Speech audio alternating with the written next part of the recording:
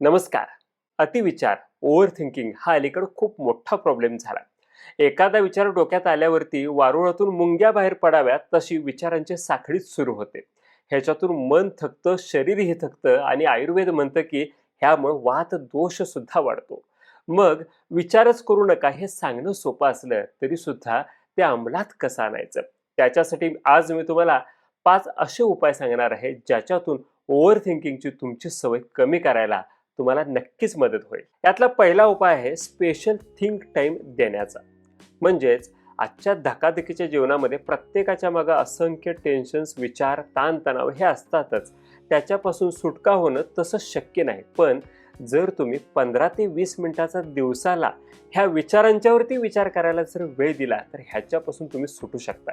आता तुम्ही म्हणाल की इथं विचारांच्यापासून दूर जायची गोष्ट आपण करतोय, तर विचारांच्यावरती विचार करून काय साध्य होणार आहे? ज्या गोष्टीचं वारंवार तुमच्या डोक्यात विचार येत असतात ती कुठली तरी अडचण असते आणि जर तुम्ही वेगळा वेळ काढला, त्या अडचणीतून कसा मार्ग काढायचा ह्याच्यावरती थोडा तुम्ही विचार केला तर निदान तुमच्या मार्ग लक्षात येईल. त्या अडचणीतून तुम्ही कसं सुटू शकता हे लक्षात येईल आणि कधी सुटू शकता हे सुद्धा लक्षात येईल. आणि ज्या वेळेला एवढं सगळं जर क्लिअर होईल त्याच वेळेला तुमच्या डोक्यामध्ये वारंवार येणारा तो विचार, तुम्हाला प्रत्येक वेळेला टोचणारा, प्रत्येक क्षणी डिस्टर्ब करणारा तो विचार तुमची पाठ सोडेल. मग ह्याच्यातून प्रत्येक वेळेला प्रॉब्लेम सॉल्व्ह होणार नाही, पण निदान प्रॉब्लेम कसा सॉल्व्ह करायचा ह्याची दिशा कळली तरी सुद्धा असा अतिविचार तुमची पाठ सोडू शकतो. कुठल्याही चाकाला दाब पडल्यानंतर जशी गती मिळते तशीच आपल्या विचारांना सुद्धा टेन्शन्समुळे जास्त गती मिळते. बऱ्याच वेळेला असे टेन्शन्स जर त्या चाकाला समोरच्या दिशेला दाब द्यायला लागले तर आपलं मन भविष्याकडे जातं आणि मग भविष्यातल्या काही उपयोगी, काही निरुपयोगी, काही आवश्यक तर काही अनावश्यक गोष्टींचा सुद्धा ते विचार करायला लागतं. म्हणजेच असं झालं तर काय होईल, असं झालं तर तेव्हा मी काय करेन, अशा पद्धतीच्या अतिविचारांच्या मध्ये तो माणूस जातो. आणि जर हाच दाब मागच्या दिशेनं पडला तर तो व्यक्ती भूतकाळाविषयी जास्त विचार करतो. एखादी घटना घडून गेली असेल तर ती कशी काय घडली, त्यावेळेला मी असा कसा रिॲक्ट झालो, ह्या सगळ्या गोष्टींचा तो अतिविचार करायला लागतो. आणि जर आपल्याला ह्याच्यातून सुटका हवी असेल तर आपल्याला आपल्या मनाला वर्तमानात ग्राउंड करणं खूप गरजेचं आहे. आणि त्याच्यासाठी 5 4 3 2 1 हा फॉर्म्युला खूप चांगलं काम करतो.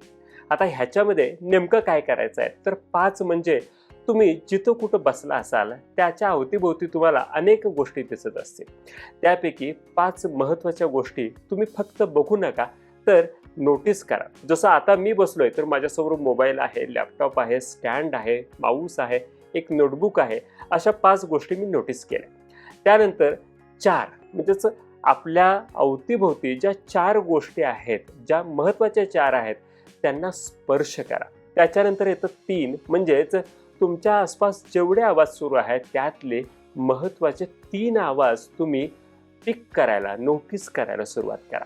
त्यानंतर येतं 2 म्हणजेच तुमच्या आसपास अनेक वस्तू आहेत, प्रत्येकाला काही ना काहीतरी गंध असतो, सुगंध असतो, तर त्यांना नोटीस करा. मग अगरबत्ती असेल, अत्तर असेल, पुस्तकाच्या नवीन पानाचा वास असेल किंवा पेनाच्या शाईचा वास असेल, कुठलीही गोष्ट त्या गंधांना नोटीस करा. आणि सगळ्यात शेवटची गोष्ट म्हणजे तुमच्या आसपास जर कुठलीही गोष्ट असेल तर त्यातल्या एका गोष्टीला टेस्ट करायचा प्रयत्न करा. अशा 5 4 3 2 1 अशा प्रत्येक इंद्रियातून जर तुम्ही अनुभव घेत गेला तर हळूहळू तुमचं मन हे भूत किंवा भविष्यापेक्षा वर्तमानात ग्राउंड होतं आणि मग अतिविचारांची सवय आपोआप कमी होते. त्यानंतर बघूयात तिसरं टेक्निक काय आहे.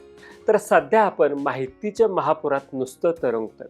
उपयोगाची, निरुपयोगी, आवश्यक, अनावश्यक, युद्धाची, मार्केटची असंख्य प्रकारची माहिती सोशल मीडिया, न्यूज चॅनेल, न्यूजपेपरमधून आपल्या डोक्यावरती अक्षरशः बंबार्ड होते. ह्या सगळ्या गोष्टींच्यामुळे आपलं मन अतिविचारामध्ये प्रत्येक वेळेला भटकत राहतं. आणि जर अशा अतिविचार जास्त झाले तर काय करायचं तर जर समजा तुमच्या टेबलचा ड्रॉवर खूप गच्च भरला असेल, विविध पावत्या, रसीट सगळ्या गोष्टींनी भरला असेल तर तुम्ही काय करताय, त्यातल्या नको असणाऱ्या गोष्टी टाकून देताय आणि ड्रॉवर स्वच्छ करताय.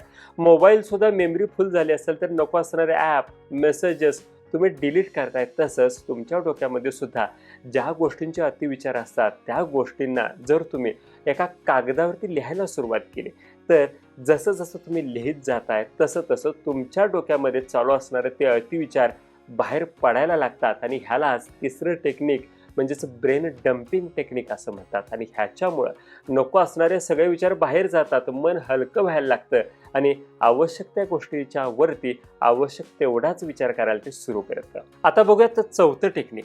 तर प्रत्येक विचार, प्रत्येक काळजी, भीती ही जी सगळी आपल्या मनामध्ये चालू असते ती प्रत्येक वेळेला खरीच असते असं नाही.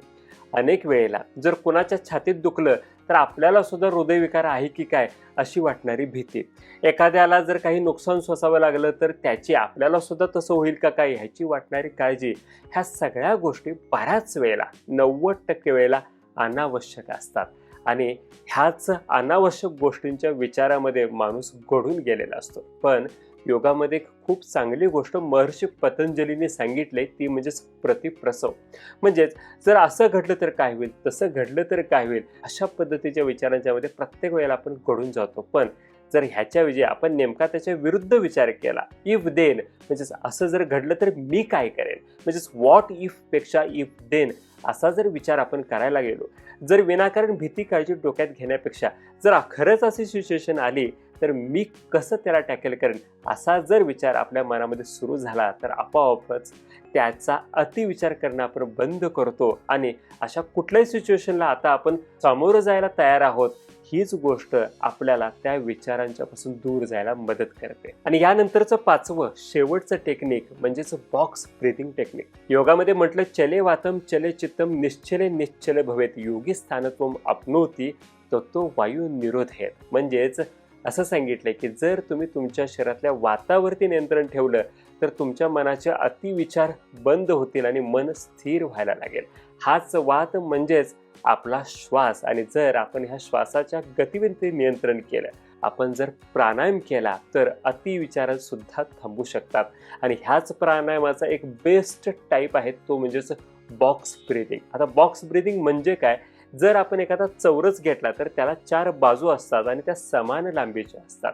तसंच आपण श्वास घेतो तो सुद्धा 4 टप्प्यामध्ये घेत असतो.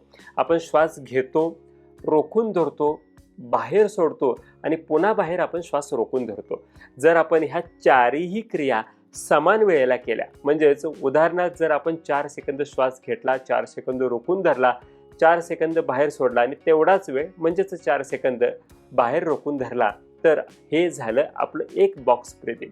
असेच बॉक्स ब्रीथिंग आपण 5 वेळेला, 10 वेळेला, 15 वेळेला जर केले आणि जर ज्या वेळेला आपण अतिविचारामध्ये जास्त जातोय असं वाटलं नाही त्यावेळेला जर आपण बॉक्स ब्रीथिंग करत राहिलो तर हळूहळू आपण आपल्या श्वासावरती नियंत्रण आणतो. आणि श्वासावरती नियंत्रण आलं तर आपल्या चित्ताला चंचल होण्यापासून आपण थांबवू शकतो. आणि ज्या वेळेला चित्त चंचल होणं थांबतं, त्याच्यामधल्या वृत्ती थांबतात, त्याच वेळेला आपण योगाच्या अवस्थेमध्ये पोहोचतो.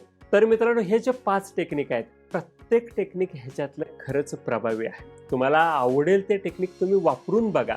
जर एकापेक्षा जास्त टेक्निक तुम्ही वापरत असाल तरीही काही हरकत नाही. तुम्हाला त्याच्यातून कसा फरक पडतोय, अतिविचार करण्याच्या तुमच्या संयोजनावरती त्याच्यातून काय पॉझिटिव्ह सायन्स दिसते ते आमच्याबरोबर नक्की शेअर करा. आणि जर तुमच्या आसपास असे कोणी व्यक्ती असतील ज्यांना अशी अतिविचार करण्याची सवय असेल तर त्यांच्याबरोबर हा व्हिडिओ नक्की शेअर करा.